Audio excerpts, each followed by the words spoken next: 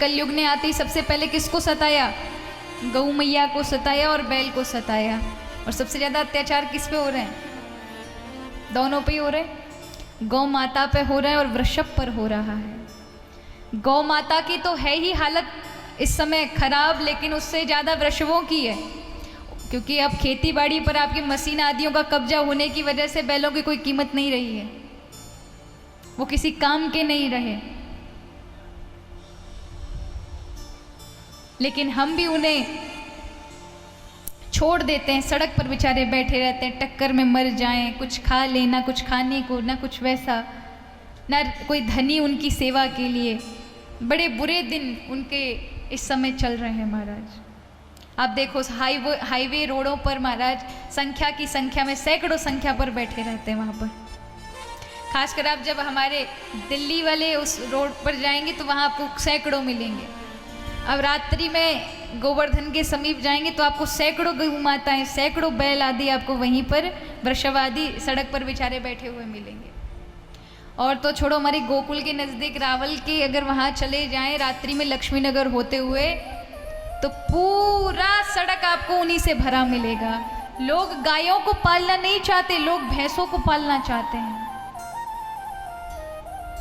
भैंस संख्या भर भर के रखी होंगी, उनकी बड़ी खातिरदारी करेंगे, लेकिन गौ माता का दूध पीने में पता नहीं उन्हें क्यों नहीं स्वाद आता, मुझे समझ ही नहीं आती। वो कलयुग की तरह हमारी बुद्धि भी भैंस बुद्धि वाली हो गई, इसलिए हमें वही चीज़ बहुत अच्छी लगती है। हम महत्वता को नहीं समझ पाते। देखें, भैंस भी एक प्राणी है, अच्छी बात है, पिए दूध, कोई बुराई नहीं है।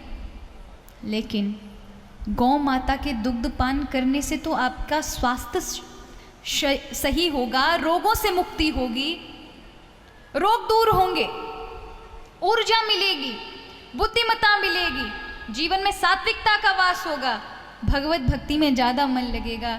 और उसी गाय को आपने त्याग दिया। जबकि भैंस का अगर आप गुण देखें तो भैंस कहाँ से उत्पत्ति है? कहाँ से उत्पत्ति है भैंस की? अब आपकी पोल खोल रहे हैं, कहाँ से उत्पत्ति है? असुर से उत्पत्ति है भैंस की। किससे? राक्षस से। जो असुर था, महिषासुर, कहाँ से पैदा हुआ था?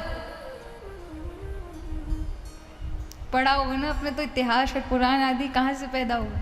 महिषी से पैदा हुआ, वो भैंस से पैदा हुआ। भैंस कहाँ से पैदा हुई? कहाँ से पैदा हुई? राक्षसी के शरीर से।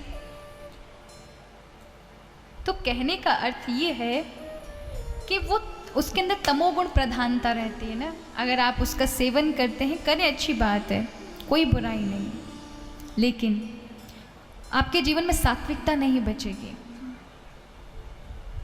तामसिक वृत्ति रहेगी। और मैं तो कहूँगी बालकों को आप गौ का दुग्ध पिलाएं।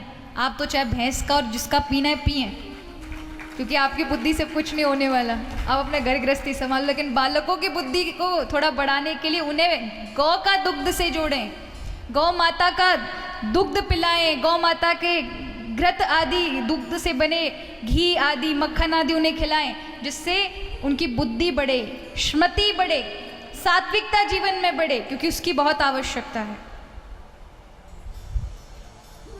कई लोग कहते हैं हमें तो गौ माता के दूध में स्वाद ही नहीं आता, हमें तो भैंस के दूध में बड़ा स्वाद आता है। तभी तो आप लोगों की वजह से आज ग्वारिया भी गौ माता को पालना पसंद नहीं करते। उन्हें चाहिए कि भैंस वाला दूध बहुत ज़्यादा अच्छे से बिकेगा, लोग तुरंत हाथों हाथ खरीदेंगे। देखिए, मैं आपको ये नहीं कह रही कि भैंस मत रखो, एक भैंस से तो 4 गैया के ऊपर होनी चाहिए। कितनी? लेकिन उल्टा होता है, 4 भैंस होगी तो 1 गैया होगी, जो कि गलत है। अगर हम भैंस को भी पाल सकते तो मेरा अनुरोध है कि एक गाय को भी पालें। आप भैंस का खुद दूध पियो, लेकिन गाय अपने बच्चों के लिए रखो और उसे छोड़ो मत। क्या करते, जब दूध देना बंद कर देती तो हम क्या करते हैं, उन्हें छोड़ देते हैं या बेच देते हैं। अरे उसने अपने एक बछड़े को भी अपना दूध पीने नहीं दिया, उसका भी दूध आपने छीन लिया और उसका दूध निकाल करके पिया, और अंत में जब वो उसने दूध देना बंद कर दिया तो ऐसा तो कोई बेटा भी नहीं करता कि अपने माँ बाप को इस प्रकार से छोड़ दे। हमने अपनी जननी को, जो हमें इस धरा पर रखती है, हमारा बोझ ढोती है, उस गौ माता जो कि पृथ्वी स्वरूप है, उसका अंश है। ये नर्मदा आदि यमुना नदी ये माँ भवानी के स्वरूप है, अंश है। हम कितना मानते हैं, उसी तरह इस पृथ्वी का अंश है गौ माता, लेकिन आज उनकी दुर्दशा है। याद रखें, मैं आपको बता रही हूँ यहाँ व्यासपीठ से, अगर आप वाकई गौ माता का चमत्कार देखना चाहते हो और आपके घर में गौ माता नहीं है, तो आप रोडों पर जो फिरते हैं ना, ऐसी गैयाओं को बांध लीजिए जिनको सेवा की बड़ी आवश्यकता है। उनसे ये आशा मत करिए कि दुग्ध देंगी, इस आशा से पालिए कि इनकी सेवा जितनी हो सके कर ले, तो भगवान कृष्ण बड़े प्रसन्न होंगे। और आप करके देखिए, 1 से 1.5 महीने के अंदर आपके जीवन में वो बदलाव ना कर दे जो आप सोच नहीं सकते, तो आप बोल दीजिएगा। साक्षात प्रमाण है। लेकिन वो क्यों नहीं दे पाते अपना फल? इसलिए क्योंकि हम उनको पशु की तरह समझते हैं, उन्हें हम ढोर आदि बोलते हैं।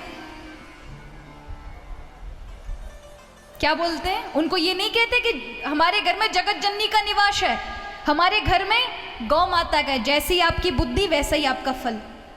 आप गौ माता की सेवा करते हुए भी उसका फल नहीं ले पाएंगे यदि उसमें ऐसी बुद्धि रखेंगे। कौन है वो? देवी है। कौन है वो? जगदम्बा है। कौन है? साक्षात सशरीर उसको स्पर्श किया जा सकता है, उसकी आंखों में देखा जा सकता है। आप गौ माता के समीप जाएंगे, आपके जीवन में सात्विकता निवास कर जाएगी।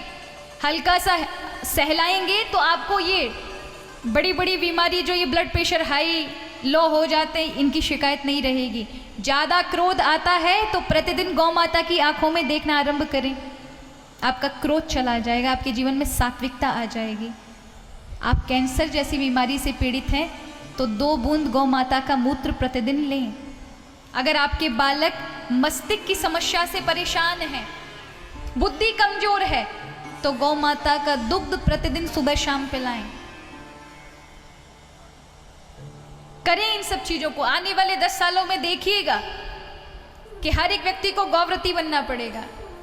लेकिन जिस प्रकार से गौ माता का नाश होता जा रहा है, आज कत्ल खानों में कट्टी जा रही है, आने वाले समय में गौ माता रहेंगी नहीं। फिर हम भटकेंगे, गौ माता कहाँ है, गौ माता कहाँ है, जिनसे ये रोग मिटाए जा सकें। इसके लिए हमें बचाव की आवश्यकता है। पहले हमारे चैन बिहारी आश्रय जो हमारा ट्रस्ट है, उसका ध्येय पहले वृद्ध माता और अनाथ बच्चों की सेवा करने का उद्देश्य था, लेकिन उनसे ज़्यादा अत्यधिक इस समय पीड़ित गौ माता है। एक बार को मनुष्य तो मांग कर भी किसी से खा सकता है, अपना दुख व्यक्त कर सकता है, लेकिन ये वृषभ आदि नहीं बोल सकते हैं। ये नहीं कहेंगे। लोग अगर दरवाजे पर भी आ जाए ना ये वृषभ आदि गौ माता, तो लोग डंडा लेके मारने के लिए भगाते हैं। कभी कभी शहरों में किसी गली मोहल्ले में आ गई और घर के सामने अगर उसने मूत्र कर दिया गाय ने, तो लोग उसे डंडा लेकर भागते, हमारे यहाँ गंदगी कर दी। अरे तुम्हारे भाग क्यों दे कर दिए कि उसके गोबर में, उसके वो गौमूत्र में साक्षात भगवान का अंश होता है। हमारे बड़े बुजुर्ग कहते थे, अगर देहरी पर गौ माता ने गोबर कर दिया तो आपके दुर्भाग्य हट गए, जीवन में कुछ अच्छा बदलाव आने वाला है, यानी देवताओं के आने का संकेत मिलता है। और लोग ऐसी कुबुद्धि वाले हैं कि अगर गौ माता सामने, अगर वो देहरी पर या वहाँ दरवाजे पर गोबर भी कर जाए तो लोग मारने के लिए दौड़ते हैं, जिसको साक्षात देवी स्वरूप कहा गया है, जिसके अंदर समस्त देवी देवता। आपको पता है, जब सारे देवी देवता, गौ माता की उत्पत्ति हुई थी, कब हुई थी गौ मैया की उत्पत्ति? ऐसा नहीं है आपको बस ज्ञान ही नहीं है, इसकी वजह से आपको नहीं मालूम, बल्कि हम सभी उनकी पूजा करते हैं। गोवर्धन वाले दिन आप पूजा करते हैं ना, गिरिराज जी पूजा करते हैं गोवर्धन, दिवाली के दूसरे दिन।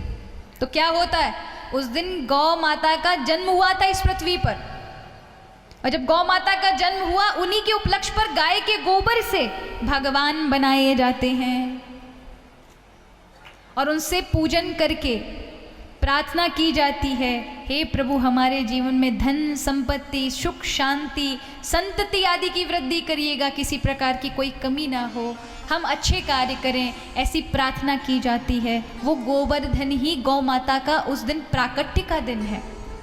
और जिस दिन प्रकट हुई थी देवी, तब सारे देवी देवताओं को भगवान ने कहा कि जिन जिन को आना है वो गौ माता के शरीर में वास करें। सबके सब दौड़ पड़े गैया मैया के पीछे। कोई कहीं गले पर बैठ गया, कोई कंधे पर, कोई पेट पर, कोई चरणों में, कोई पूंछ पर। लक्ष्मी जी बड़ा लंबा टाइम में आई। जब सब बैठ गए, कहीं जगह खाली नहीं थी, तब लक्ष्मी जी बेचारी आती हैं, प्रभु से कहती, क्योंकि उनको था कि सारी पावर तो हमारे नारायण भगवान के हाथ में, मैं कभी भी पहुंचूं सीट अपने आप खाली मिलेगी। भगवान नारायण ने कहा देखो इस आशा से आई हूँ, बिल्कुल सीट की कोई जगह नहीं है। तो रोने लगी, प्रभु मुझे कहीं, तो प्रभु ने कहा भी गोबर में जगह है तो तुम वहाँ बैठ जाओ। तो लक्ष्मी जी जा कर के गोबर में निवास कर गई। इसलिए हर यज्ञ में, हर अच्छे कार्य में गाय के गोबर का जब तक लीपन नहीं होता, तो आप चाहे कितनी शुद्धि कर लेना, कितने महाराज आप जो हम बड़े बड़े वो डालते हैं ना केमिकल साफ करने के लिए, कितने भी उपयोग कर लेना, तब तक शुद्धि नहीं होगी, तब तक देवता वहाँ विराजमान नहीं होंगे, जब तक गाय के गोबर से वो लिप नहीं जाएगा। वहाँ लक्ष्मी का वास हो जाता है, वहाँ सुख शांति का वास हो जाता है। जिनके घर में नकारात्मकता फैल रही है अत्यधिक ज़्यादा, तो वो प्रतिदिन अपने घर की देहरी पर गाय के गोबर का लीपन करें और घी का दीपक प्रतिदिन जलाएं सुबह सुबह। उनके जीवन में अशांति, घर में अगर झगड़े ज़्यादा चलते हैं, घर में अशांति ज़्यादा है, ऐसा कार्य करें तो अवश्य शांति वहाँ विराजमान रहती, क्योंकि वहाँ भगवान की उपस्थिति हो जाती है। ऐसी प्यारी गौ माता के साथ अत्याचार होना, ये तो हम अपने आप को सनातन वैदिक धर्म वाला कहते हैं, हिंदू आदि बोल करके अपने आप को बुलवाते हैं, हम कट्टर हिंदू, हम ये हिंदू, हम वो ये, हम भक्त। लेकिन धिक्कार है हमें कि गौ माता अगर कष्ट में है तो हमारी इतनी भी नहीं कि हमारे घर में इतना कुत्तों को पालने के लिए जगह, एक गाय को रख लें। अगर ये भी नहीं है आपके पास जगह, तो गौशाला में जाकर, आपके यहाँ तो इतनी सारी गौशालाएं हैं। वैसे तो इस क्षेत्र के लोग बड़े ही भावुक और बड़े ही धर्मात्मा हैं, चारा भूसा पहुँचाते ही रहते हैं, है ना, आप सभी पहुँचाते ही हैं, सभी ट्रॉली की ट्रॉली खाली करके आते हैं गौशालाओं में, अच्छी बात है। तब तक आप गौरैंड से बचे हुए हैं, लेकिन साथ ही साथ ये भी देखकर आएँ, उनको दाना पानी, केवल चारे की आवश्यकता नहीं है, उन्हें दाना पानी खुराक की भी आवश्यकता है। जैसे आप भी तो प्रति वर्ष कभी ना कभी अपना जन्मदिन, कभी शादी की सालगिरह, कभी किसी की बारात में जा रहे हैं, कभी कोई पंगत खा रहे हैं, बड़ी बड़ी नई नई चीज़ें खाते हैं, तो क्या हम अपनी गौ माता को नहीं खिला सकते? तो एक दिन किसी विशेष कार्य में अवश्य उनके लिए भी देख कर आएँ, दाना पानी की व्यवस्था अवश्य करें।